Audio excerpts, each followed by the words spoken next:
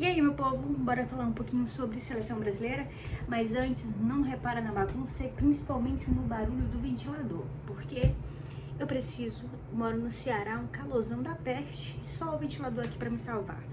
Mas agora voltando ao assunto, vamos falar sobre seleção brasileira, sobre tudo que vem acontecendo e sobre o jogo de ontem, né, um 4-1 sobre a equipe da Argentina. E alguns amigos meus reclamam bastante sobre a forma com que eu falo da seleção brasileira, porque aqui eu digo que basicamente quem nasceu depois de 2002 não vai ver mais a seleção brasileira sendo campeã do mundo, não vai conquistar o Hexa.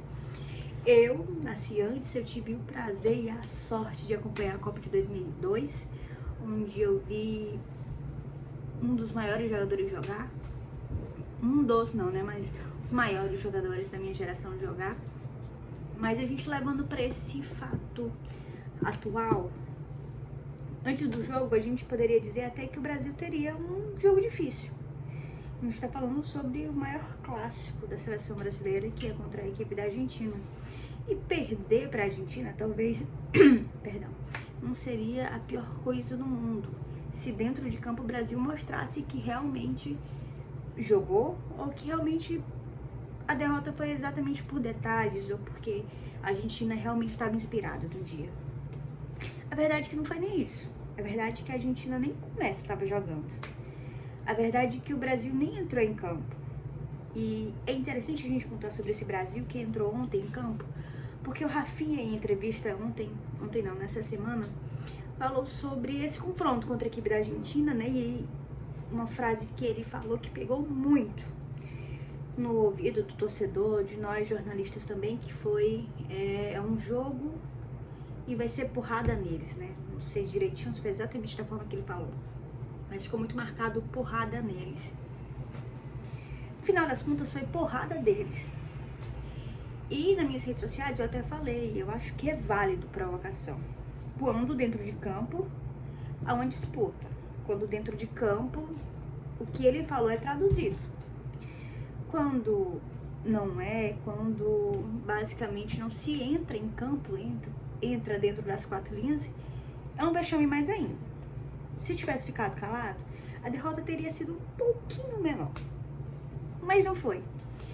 E é interessante a gente contar sobre a seleção brasileira, porque eu acho que o brasileiro em si, o torcedor, tem muita imagem ainda de 2002. Muito do peso da nossa camisa, da seleção brasileira, que eu acho sim.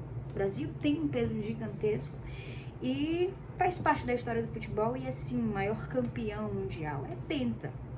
Só que levando para a atualidade, o Brasil não tem tanta credibilidade assim. O peso da camisa da seleção brasileira, ele fica fora das quatro linhas, nas arquibancadas, na hora de vestir a camisa ou de procurar uma camisa. Eu não sei nada sobre futebol, mas quero uma camisa da seleção bonita, vou procurar na seleção brasileira. Isso é o peso da camisa da seleção. Ou até mesmo quando se fala de Pelé, quando se fala de Garrincha, quando se fala de Zico, de Sócrates, de outros jogadores. Agora, quando se fala de seleção brasileira atual, não sei se você vai concordar comigo, mas você acha mesmo que a seleção brasileira tem peso na camisa? Você acha mesmo que depois de 2014, que particularmente eu acho que a seleção brasileira era respeitada até 2013? Ou talvez até a abertura da Copa do Mundo de 2014? Respeitada mesmo? Até 2006, quando naquela Copa do Mundo eu achava que o Brasil também seria o grande campeão. Não foi. Alguns falam que entraram com salto alto, brincaram demais e acabaram perdendo o título. Mas a verdade é que desde 2014 a gente não consegue ver uma seleção brasileira de força, de raça, de individualidade e principalmente de talento. Outra discussão que a gente pode falar sobre, tem muita coisa, é sobre Neymar. Neymar realmente faria diferença dentro da seleção brasileira? Eu não sou muito fã do Neymar pessoal. Como jogador, eu acho que ele é um excelente. Ele é diferenciado, realmente é um craque. Só que o profissional dele se confunde com o pessoal e atrapalha diretamente. A seleção brasileira não pode depender, na verdade, de só um jogador. Ele não pode ser o salvador da pátria. Ele não é o Pelé. que jogou 3 Copas do Mundo, ganhou, na verdade, 3 Copas do Mundo, com 17 anos ganhou seu primeiro título. Não dá pra depender do Neymar. E é interessante a gente pontuar também porque todo torcedor fala, como é que pode? Por que esses jogadores que estão na seleção brasileira, dentro das suas equipes, são tão bem elogiados, jogam tão bem, são destaques? Vini Júnior é o melhor jogador do mundo na atualidade, outros jogadores também, o próprio Rafinha, dentro do Barcelona tem um grande destaque. Por que quando chega na seleção brasileira, parece que desaprendem? É até difícil comentar sobre isso, porque são tantas camadas, que quando você achar que descobriu, ainda tem muito mais coisa. Eu pontuo algumas. A primeira que eu acho que é a mais falada é, quando você joga na seleção, a gente parte de um coletivo. É uma seleção, são os 11 melhores jogadores do Brasil, que fazem um time, um elenco de melhores, e eles vão jogando em função de cada um até virar um grande coletivo. Quando você fala do Vini Júnior, por exemplo, a gente fala de um jogador que no Real Madrid tem uma grande disputa ali com Mbappé, com Bellingham, ou Belligol, como o pessoal chama. Mas são jogadores que o time joga em função deles. Eu, particularmente, eles são os grandes jogadores decisivos. Quando se fala de seleção brasileira, não tem isso. Quando o Neymar está em campo, sim. A gente pode dizer que a seleção brasileira joga em função do Neymar, porque ele realmente faz diferença. Ou então, pelo menos, em função que o Neymar finalize ou dê o último toque, o penúltimo toque, arme para o último jogador fazer a finalização. Mas são coisas diferentes. E eu acho que tem muita coisa. A gente pode pontuar também, porque eu vou pensando, vou falando sobre isso e vou atrapalhando meio que nas organizações das ideias. Mas a gente pode pontuar também sobre o fato de que vem sendo muito falado isso há muito tempo, sobre a desorganização da CBF. A gente tem uma eleição que não é eleição, é reeleição. A gente não tem opositor, a gente não tem uma votação, não tem 2 partidos. É o mesmo cara se reelegendo ou colocando o seu candidato para se eleger. E é bom pontuar um fato interessante, que às vezes a gente, como torcedor, se pergunta por que esse cara tá na seleção brasileira? Por quê? Alguém já ouviu falar desse cara? Ele tá jogando onde? Ele joga na Premier League, na 2ª divisão, ele joga em tal canto. Por que esse cara tá na seleção brasileira? E alguns jornalistas, algumas pessoas costumam falar sobre, talvez uma coincidência, talvez não. Por que alguns jogadores são convocados e pouco tempo depois eles são vendidos por uma alta quantia? Eu não vou dizer o porquê, porque eu não tenho comprovação, não tenho provas para dizer o porquê. Mas fica aí na cabeça do torcedor. Então, o que a gente bate muito na tecla é que a CBF, o time da seleção brasileira, não é mais o time da seleção brasileira. É o time das pessoas que estão ali por dentro, que estão se organizando. E aí a gente tem como técnico Dorival Júnior, que indiscutivelmente é um bom técnico, mas dentro da seleção não consegue fazer boas escolhas. Josi, por que não contrata? Muda. Porque se a gente levar em consideração, antes do Dorival, a gente tinha outros técnicos, como o próprio Fernando Diniz, que eu acho que foi uma loucura de colocar o Fernando Diniz na seleção brasileira. Ali era sem pé, sem cabeça. Mas os anteriores, como o Tite, o próprio Mano, Filipão, que também não deram certo. Eu acho que a culpa não é totalmente dos técnicos, mas principalmente das políticas de dentro da CBF. Entendeu por que esses jogadores não rendem dentro de uma seleção brasileira? É às vezes achar que só porque eles são brasileiros ou estão vestindo a camisa da seleção brasileira, eles são superiores.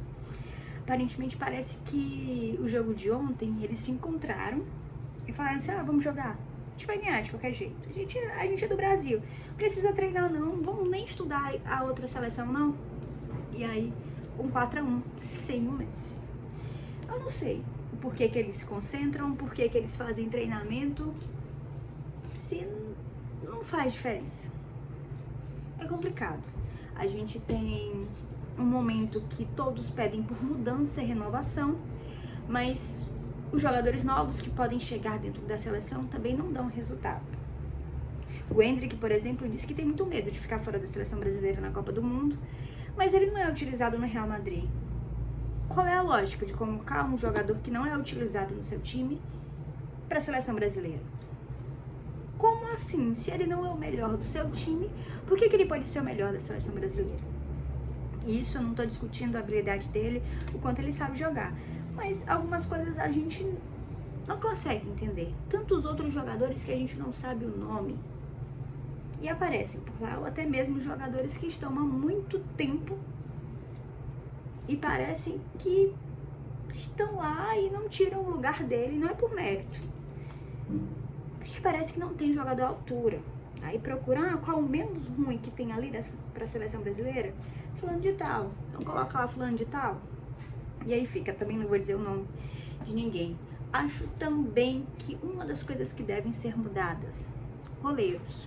Acho que dá pra ter uma renovação sobre goleiros, sim, a gente ficar de olho em alguns outros goleiros. E a gente também tem que parar e entender que a gente tá diante de duas situações. A primeira, de jogadores que jogam na Europa, que sabem quais são seus adversários, treinam com seus próprios adversários de seleção, que podem ali até entender um pouco de como os jogadores jogam, se comportam, e ser uma grande até mesmo vantagem para a seleção. Do outro lado, a gente tem jogadores que jogam no Brasileirão, mas que algumas vezes não têm oportunidade. Porque a gente não sabe. Se é para levar em consideração o momento, por que tantos jogadores brasileiros que fazem um excelente campeonato não são convocados?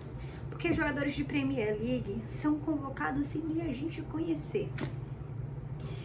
Esse vídeo já tá com 12 minutos aqui e eu não vou me alongar mais sobre isso, porque basicamente não há uma resposta, uma única resposta por que a seleção brasileira é um grande fiasco.